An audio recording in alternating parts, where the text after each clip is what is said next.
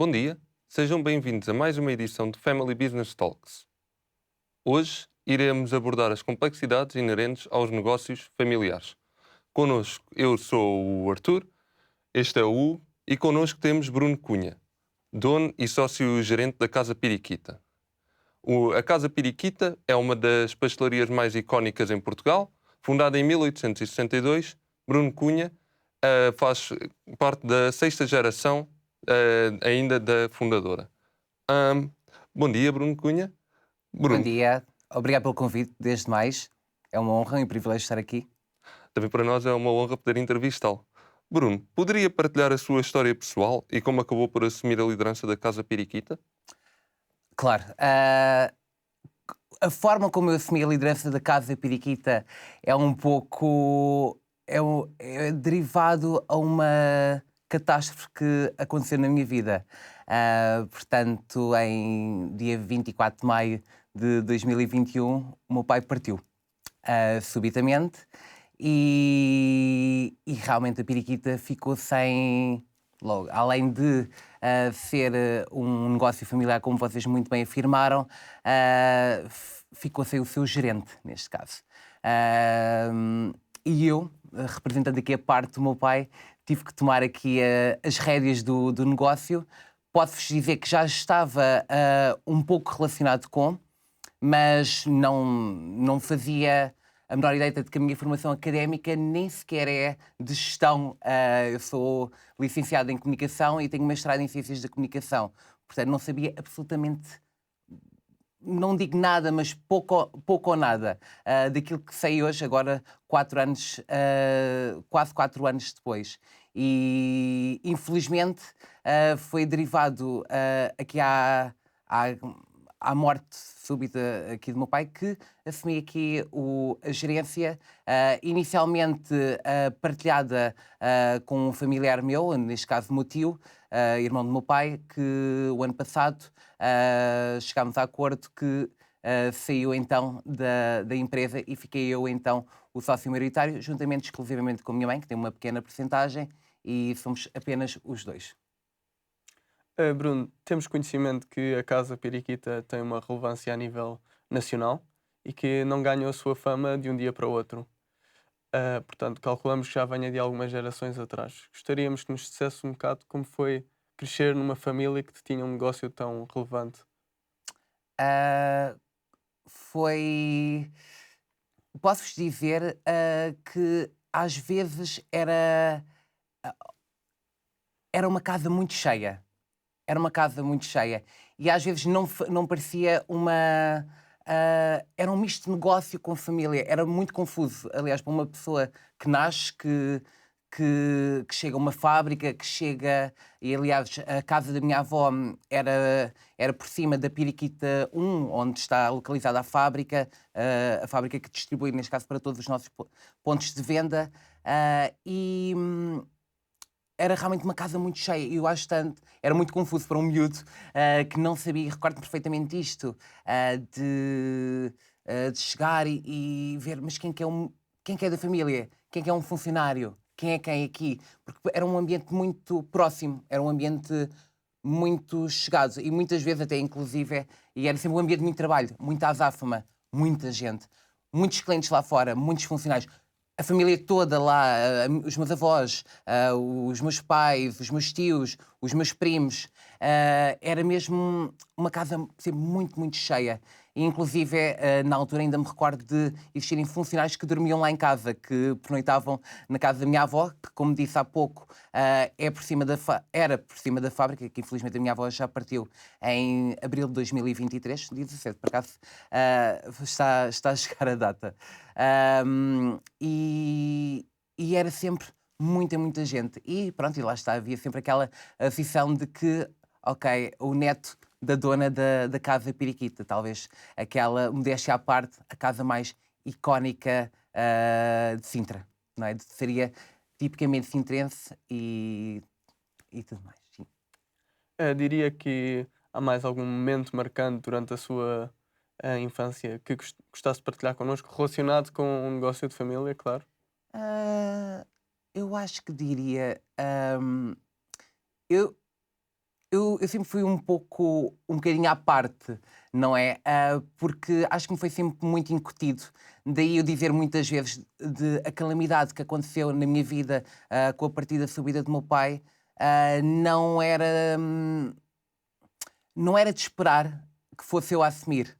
Ah, porque a minha família estava toda, desde que eu me lembro de ser gente, estava toda ligada. Os meus primos trabalhavam lá, os meus tios, o meu pai, a minha mãe não. A minha mãe também se distanciou sempre muito, porque foi uma pessoa que decidiu tomar conta de mim e tudo mais. E, portanto, assim, a vida também o permitiu, e o meu pai e tudo mais. E o negócio também, obviamente, que permitia que uma pessoa ficasse em casa. E sempre me distanciei um pouco, e sempre fiz um bocadinho a minha vida um bocadinho à parte. Eu sempre fui uma pessoa que estudei, como disse há pouco, eu sempre gostei de estudar, e nunca via aquilo, inicialmente, o negócio como um negócio, via como um complemento, porque pensava, bem, isto primeiro que chega a mim vai demorar muitos e muitos anos. E se calhar houve algum. Na altura, existia, quando eu era pequeno, dizia, recordo dos meus pais diziam, olha, tens que estudar, tens que fazer o teu percurso, tens de fazer aquilo que tu queres, aquilo que te dá realmente na gana. E eu disse, ok, muito obrigado por me darem esta permissão. E para mim sempre foi muito marcante sentir que eu podia fazer aquilo que eu realmente queria, mas depois acabo onde não esperava. E que é, é tão, mas tão bom, porque posso criar, posso fazer aquilo que eu quero. E querer não é poder, às vezes também é, mas é tão bom quando trabalhamos para nós e para aquilo que é nosso e com aqueles que estão connosco, que são os nossos, a nossa equipa. Como sabemos, a Casa Periquita tem um legado enorme, mas recentemente houve bastante modernização. De que forma é que o legado afetou esta modernização que tem sido feita na Casa Periquita? Hum, eu posso-vos dizer que não afetou. Isto pode parecer um pouco controverso, eu dizer que não afetou, porque na realidade não. Posso-vos dizer que uma das razões, e não tenho problemas nenhum em assumir isto, de que eu neste momento estou sozinho e que chegámos, neste caso, a acordo do ano passado, foi que realmente havia uma parte da sociedade que não queria que a empresa crescesse, e a empresa tem muito, muito para crescer ainda, e outra parte, neste caso a minha parte, queria mais. E muito mais. Não, acho que não vale a pena ficarmos exclusivamente pelo que temos. Quando temos um negócio, uma pérola, que isto é uma pérola que detemos, ela tem que ser sempre muito bem polida. E acho que as gerações passadas, principalmente a última, não foram as mais carinhosas para com.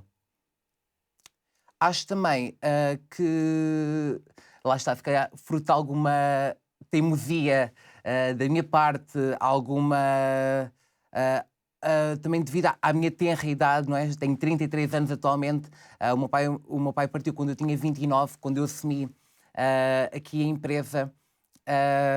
Como tal, eu penso muitas vezes, ok, eu vou estar aqui neste mais 30, 40, 50 anos. Há muito para fazer. E lá está, e as gerações, a outra geração, uma geração mais antiga, não pensava tanto nisso. Porque aquilo que tinha estava bom, mas para mim nunca está bom. Muito bem. Ahm, em relação ainda ao legado, de que forma é que afeta as decisões estratégicas que tem vindo a tomar? Ahm, eu, acima de tudo, é honrar aquilo que foi deixado por. Nós estamos a falar de um produto que é muito acarinhado pelos portugueses, pelo mundo inteiro, não é? A Casa Periquita não é conhecida só exclusivamente na zona de Sintra, no distrito de Lisboa, é conhecida a nível nacional e a nível mundial. E temos que honrar a qualidade que somos conhecidos. E recordo muitas vezes da minha avó, a minha avó tinha uma expressão muito engraçada quando dizia, muitas vezes, temos que manter a qualidade, temos que honrar a qualidade, porque senão, se nós não tivermos qualidade, ninguém cá vem. E eu acho que é isso que eu sempre ouvi muito esta expressão. E sempre ficou muito na cabeça o querer honrar este legado, esta qualidade inerente ao legado deixado pela minha avó. Bruno, o senhor falou em expandir a sua pérola. Ah, e em 2022 sabemos que decidiu começar a operar em Lisboa. Pode-nos falar um bocado dos desafios que implicou esta decisão? Calculo que seja um mercado muito mais competitivo. E como é que o superou? Bom, antes de chegarmos aqui a 2022, chegamos a 2020. Uhum. Porque os passos não são dados... Não, está tudo bem. Os passos não são dados de uma forma desmensurada. Ou seja, antes de 2022, da Avenida de Roma, da abertura da loja da Avenida de Roma, houve 2 passos muito importantes. Isto para vos contar que em 2020, em outubro de 2020, o meu querido pai veio ter comigo e sabe que a minha formação académica é de comunicação e disse-me: Bruno, estávamos a atravessar a pandemia e disse-me: Bruno, não sei aquilo que vou fazer com a empresa. E o meu pai estava exclusivamente como o único sócio-gerente. O meu tio na altura tinha saído como sócio-gerente e estava exclusivamente o meu pai. E o meu pai disse que não sabia disso. Eu na altura trabalhava, eu era tripulante de cabine, fui chefe de cabine cá em Lisboa. E disse ao meu pai: mas queres que eu me despeça da aviação? Queres que eu saia do meu emprego? O meu pai disse: não quero, faz aquilo que tu quiseres, mas eu preciso de ajuda e preciso de ti aqui. Eu disse: ok, então queres que eu me despeça? Tudo bem. Vou então colocar uma licença sem vencimento e depois tratamos do resto a seguir. E disse: olha, quero que me dês carta verde para aquilo que eu possa fazer. E o meu pai disse: sim senhor, ok. E nisto, um dia, eu estava em casa com um dos meus melhores amigos e posso-vos dizer que já tínhamos bebido para lá 2 garrafas de vinho e surgiu uma ideia, fruto de muito vinho, mas que surtiu muito efeito, em que eu estava a falar com o Tiago e disse ao Tiago: não sei o que é que hei de fazer, não estou agora... O meu pai colocou-me esta questão, não sei o que posso fazer. E o Tiago, falámos, e nisto eu lembrei: olha lá, então e se eu criasse uma loja online da Casa Periquita? E o Tiago assim: isso faz sentido. E eu assim: mas estamos a falar de bens perecíveis, será que há transportadora? Ou seja, começámos ali a deliberar até às 6h30 da manhã. Portanto, foi uma... E logo no dia seguinte, depois de ter dormido um bocadinho, comecei a entrar em contato com agências que pudessem construir um site e uma loja online associada. Podes dizer que o processo demorou cerca de... Isto foi em outubro, inicialmente, portanto foram 3 meses, mais ou menos, até a loja online estar completa. A loja online abriu em pleno segundo confinamento e foi um boom, uma coisa gigantesca que nós tivemos, e começámos a ter uma equipa, começámos a tirar pessoas do layoff inclusive, porque tínhamos pessoas já afetas aqui à loja online, outros no packaging, outros nas contagens, ou seja, era tudo um processo novo, era um novo marco na Casa Periquita, que achámos que poderia ser interessante para a empresa, mas não sabíamos o boom que aquilo iria causar. E respondendo agora à questão, e depois, em 2020, quando abrimos a loja online, deparamos com dados mensuráveis. Isto porquê? Porque vocês podem ir à Periquita, mas eu não sei se vocês são de Lisboa, se são de Aveiro, se são do Algarve, de onde quer que seja. Eu não faço ideia. Mas com a loja online eu sabia. Porquê? Porque sabemos para onde é que vão as encomendas. E chegámos à conclusão, extraindo os dados, que 85% das nossas encomendas vinham então da Grande Lisboa. E pensámos: olha, por que não fazermos algo, uma pop-up store, algo que não nos... ou seja, que seja que não estejamos que não estejamos afetos a. E lembrarmos, olhem, por que não? Porque um dos nossos clientes da loja online trabalhava no El Corte Inglês de Lisboa. E falei com ele e meteu-me em contacto com quem direito. E em 2021, em abril de 2021, tivemos o primeiro contacto com o El Corte Inglês, para termos então uma pop-up store no mesmo local. Lembro-me de ter ido falar com o meu pai depois da reunião, e o meu pai, porque nós almoçámos sempre juntos, e o meu pai dizer: eu não quero, a minha casa, num corredor de supermercado, não faz sentido. E eu disse: pai, tem calma, isto é interessante, isto vai dar. Infelizmente, eu sou mais teimoso que ele não viu este projeto acontecer, porque o meu pai parte em maio e abrimos então a pop-up store da Piriquita no El Corte Inglês, dia 29 de setembro. E foi outro grande sucesso e que testemunhámos então o poder da marca em Lisboa. E depois convidaram-nos a ficar lá, mas noutro espaço que já não queríamos, e pensámos, olhem, por que não então termos então um espaço Piriquita, um espaço só da marca, e daí a Avenida de Roma, ou seja, já tínhamos então 2 grandes marcos, loja online e então uma pop-up store no El Corte Inglês. Acho que me aluguei um bocado, mas continuando.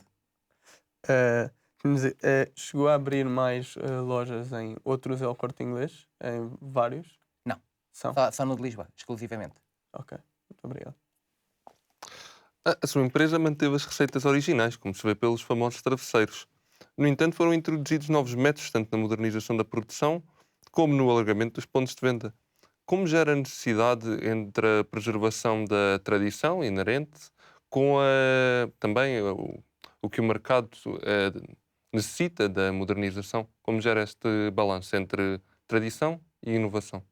Hum, eu diria que neste momento um dos calcanhares que eu sinto na empresa, e era algo que gostaria mesmo de nos próximos, não muitos anos, talvez nos próximos 2, 3 anos, tratar de uma fábrica nova. Ah, não queremos abrir muitos mais espaços, porque eu acho que a exclusividade e aquilo que nos torna distintos é mesmo a exclusividade, é a exclusividade da marca, e que não é o fácil acesso, porque aquilo que se torna de fácil acesso e que está em todos os locais não é possível ao cliente. Mas realmente existe um calcanhar nesse sentido de nós temos uma fábrica pequena de cerca de 40 metros quadrados, que às vezes produz 5.000 travesseiros por dia, só travesseiros, portanto faltam queijadas e outros bolos que nós tínhamos, mas sem dúvida que, aliás, vocês um dia convido-vos a visitar a fábrica e vocês veem que a fábrica só contém um laminador, uma batedeira, também tem 2 amassadeiras, também temos uma bimbi, e os funcionários. E aqui o louvor é todo dos funcionários, porque o nosso processo mantém-se exclusivamente artesanal. Cada travesseiro que vocês comem é todo feito por um alguém. E um alguém é um ser humano, não é uma máquina. A máquina só ajuda a amassar, e o recheio do travesseiro, obviamente, que é feito numa panela gigantesca. Mas o segredo está na mão de alguém, na mão de obra. Mas realmente precisamos então de criar algumas condições, caso queiramos então abrir mais 2, 3 espaços no máximo da Casa Piriquita. Mas acho que o sucesso tem muito a ver com a palavra amor, porque acho que quem trabalha naquela casa, temos funcionários que andaram comigo ao colo. Eu sei que custa acreditar, mas andaram comigo ao colo, e custa um pouco. E isto para dizer que são pessoas que têm um amor muito grande e têm um grande amor à camisola. E para mim, são como se fossem meus familiares ou amigos. De que forma diria que o legado da Casa Piriquita afeta estas novas estratégias, como, por exemplo, em relação à nova loja que abriu na Avenida de Roma ou à loja online? De que forma é que o legado afeta? Não percebi, peço desculpa. Estava. De que forma é que o legado afeta as novas estratégias de expansão, por exemplo, com a abertura da loja online, com a abertura do espaço na Avenida de Roma? De que forma é que o legado? Lá está, eu acho que a questão do legado prende-se muito. Porque, lá está, é muito fácil destruir uma marca. É muito fácil. Vocês que sabem melhor, certamente, isso do que eu, porque são alunos de gestão, sabem isso melhor do que eu. E eu também vejo isso no dia a dia. Vejo outras marcas. ah, eu Isto pode parecer um pouco prepotente da minha parte dizer isto, mas eu sinto que a periquita não tem concorrentes. A periquita não tem. Existem outras casas, sim, que têm produtos similares ou com o mesmo nome, mas que não se assemelham. Porque, como vos disse, e volto a dizer, aquilo que é de fácil acesso torna-se banal. E o que é banal não é possível. E muitas vezes ou seja, o nós termos uma casa com 160 anos de história e depois de repente transformá-la numa. Colocá-la, não estou a dizer em cada esquina, acho que não seria o mais indicado para uma marca que sempre foi tão bem cotada para com o público e a aceitação e tudo mais. E eu acho que é isso que nós tentamos sempre manter, que é muita exclusividade e muito amor naquilo que fazemos. Bruno, já calculo que já lhe tenha passado pela cabeça como é que vai ser a sucessão. Como planeia transmitir a forma como a Casa Periquita funciona aos possíveis sucessores? Todo o seu conhecimento. Sinceramente, essa é uma questão que eu não penso muito. Vou dizer porquê. Ah, Lá está, eu tive isto é muito recente tudo, de eu ser proprietário da Casa Periquita, não é? E como vos disse, eu era se existisse aqui, se estivéssemos no casino, eu seria a aposta mais pequena de estar na posição que estou. Pelo facto de nunca ter sido muito presente na empresa durante muitos anos. Só mais no final, aqui, no final, quando digo final, ou seja, no final de vida do meu pai. É isso que eu quero dizer. E eu não penso ainda muito nas futuras gerações. Não me imagino ainda, ou acho que já defini na minha cabeça que a partir dos 40 anos, portanto ainda faltam 7 anos, vou começar a pensar no assunto, seriamente, mas neste momento quero também desfrutar aqui um bocadinho o que a empresa me permite ter, desfrutar da empresa, não é? Criar, fazer mais por e ser aqui o Bruno da Casa da Periquita que vive para a empresa, mas que também tem uma vida pessoal. Porque esta posição que eu tenho neste momento, recordo-me de me dizerem, e é uma realidade, é a posição mais solitária do mundo. Porque ninguém sabe aquilo que nós pensamos, porque nós temos um barco, por exemplo, eu falo por mim, eu tenho um barco com 61 pessoas. São muitos funcionários. É muita gente, são muitas famílias que dependem, que eu dependo delas e elas dependem de mim. E pensar agora numa geração futura, ainda não consigo pensar. Mas a partir dos 40, penso e acho que poderemos falar sobre isso, o que é que eu já pensei, o que é que eu já deliberei. Se calhar já tenho uma resposta mais concreta para vocês. Desde que chegou à sócia-gerente da Casa Periquita, tem inovado bastante. Que papel desempenham as novas tecnologias e as redes sociais? Desempenho, eu acho que estão diretamente associados à minha entrada na empresa, porque eu sempre fui. Quando eu disse há pouco que a última geração não cuidou tão bem da empresa, foi muito nesse sentido, porque já estamos muito ligados a uma geração de redes sociais e tudo mais. e senti que a periquita estava muito estagnada antes. Não estou a dizer que eu fiz o melhor trabalho do mundo, nada disso. Estou só a dizer de que uma das coisas que tinha que ser feito era então estarmos presentes na vida das pessoas. E o estar presente na vida das pessoas neste momento é muito associado diretamente às redes sociais, ao Instagram, ao Facebook, que o nosso público, por acaso, é muito Facebook, porque é um público mais, com uma faixa etária um bocadinho mais acima dos 35, talvez. E como tal, adere muito. E eu acho que era um processo que faltava aliar-se aqui à empresa. E sem dúvida e também pela minha área académica, como vos disse, sou licenciado e mestre em Ciências da Comunicação, aqui por esta grande casa que é a Universidade Católica Portuguesa, e sempre foi algo que eu tive alguma pena na altura, quando me licenciei, quando finalizei o meu mestrado, de não ter trabalhado na área, porque fui logo a trabalhar como tripulante de cabine, depois até fui chefe de cabine inclusive. E quando entrei na empresa foi muito esse, ou seja, começar a deixar aqui o meu legado, que foi logo a parte da comunicação, o facto da marca comunicar, falar, estar na presença da vida das pessoas, dos nossos. E daí também aqui a abertura dos outros pontos de venda, estar mais próximo da nossa gente, daqueles que nos são queridos e que infelizmente não conseguem vir até nós, até Sintra, porque muitas vezes o trânsito e a forma como estacionamos na Vila de Sintra não é o mais acessível.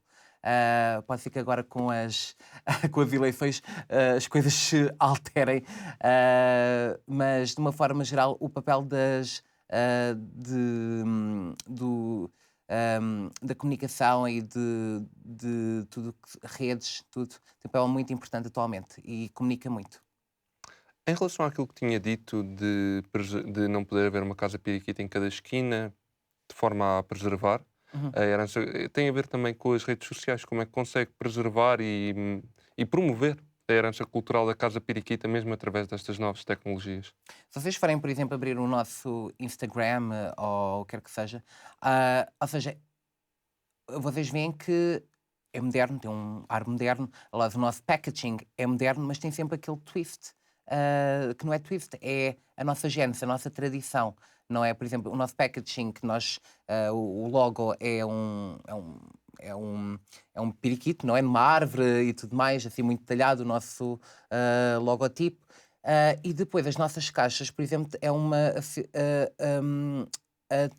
Parece um azulejo, ou seja, vai aqui, ou seja, é azul com amarelo, que são cores fortes, e posso-vos dizer que é quase trendsetter nas redes sociais, as pessoas tirarem fotografias à porta da casa-mãe, da casa periquita, com a caixa a apontar e tirarem uma fotografia. Portanto, ou seja, nós modernizamos, mas mantemos sempre este legado, porque mantemos sempre a tradição. E vocês vão às redes sociais, vemos muita produção artesanal e mostrar um bocadinho do processo. Não mostrar tudo, porque também o segredo, como vocês sabem, é aqui a alma do negócio, como se costuma dizer, muito português, de uma forma muito portuguesa. E nós, acima de tudo, é isso que fazemos, é preservar a marca, mantendo o legado e mantendo a tradição e honrar também aqui e honrar acima de tudo, o processo artesanal dos nossos produtos. Quais diriam que são os maiores desafios, mas também oportunidades, que a Casa Periquita terá na próxima década? E de que forma acha que vai conseguir balancear este tão mencionado equilíbrio entre tradição e inovação? Eu acho que o grande desafio prende-se muito, e por acaso acabei de mencionar isto, tem muito a ver com o acesso. Por exemplo, para chegar a Sintra neste momento, chegar a Sintra é um martírio. Não é um martírio, ou seja, quem conhece consegue sempre ir por ruas assim, ruas assado, mas a forma como o trânsito está feito neste momento não é o mais fácil. E o português gosta de estacionar à porta. Tem um bocadinho a ver aqui com o nosso comodismo. Mas tudo bem, mas há portugueses e portugueses, tal como há estrangeiros e estrangeiros, que não se importam de andar mais, mas maioritariamente, sim, aliás, muitas vezes parte dos comentários que temos tem a ver um bocadinho com o trânsito. E eu acho que isso é um grande desafio que nós temos pela frente. E o desafio é a fábrica, porque a fábrica está neste momento no centro da Vila de Sintra e algo daqui a um curto prazo tem que ser mudado e termos uma fábrica maior que nos consiga, porque tem um plano traçado, obviamente. Não me perguntem, é a mesma coisa que me perguntarem qual é que é a receita do terceiro, não vos vou dar, mas posso dizer que temos aqui um plano traçado daquilo que queremos. Queremos abrir mais 2, 3 pontos de venda, mas para isso precisamos mesmo de uma fábrica nova, com outras condições, que nos permita fazer também uma distribuição melhor e também, por exemplo, trabalhar aqui até mesmo aqui alguma, não muita, porque também acho que a revenda não é uma coisa que nós queiramos que qualquer sítio tenha os nossos produtos, não. Aliás, muitas vezes nós negamos muito a revenda, porque primeiro temos que ver o espaço e tudo mais, para ver se se faz jus ao nosso produto. E eu acho que só para resumir, aqui os nossos grandes não se prende com concorrência, não vejo isso a acontecer. Neste momento, muitas vezes o pânico das empresas com muitos anos é a concorrência. Não vejo isso a acontecer, sinceramente. Vejo mais aqui a questão do trânsito e uma fábrica nova, de uma forma geral, aqui para conseguirmos aqui ajudar-nos na produção. Bruno, conseguiu expandir o negócio e ao mesmo tempo manter a tradição. Que conselhos diria a alguém que está agora encarregue de um negócio de família, um gestor, e que não seja da primeira geração? Eu não me considero, por exemplo, eu falo por mim, eu não me considero gestor. Eu sou só o Bruno, um mero licenciado em comunicação que teve aqui um grande barco, assim de um momento para o outro. Mas um conselho que eu posso dar foi o melhor conselho que me deram, que foi o primeiro conselho que me deram quando o meu pai partiu, que é criem a vossa equipa.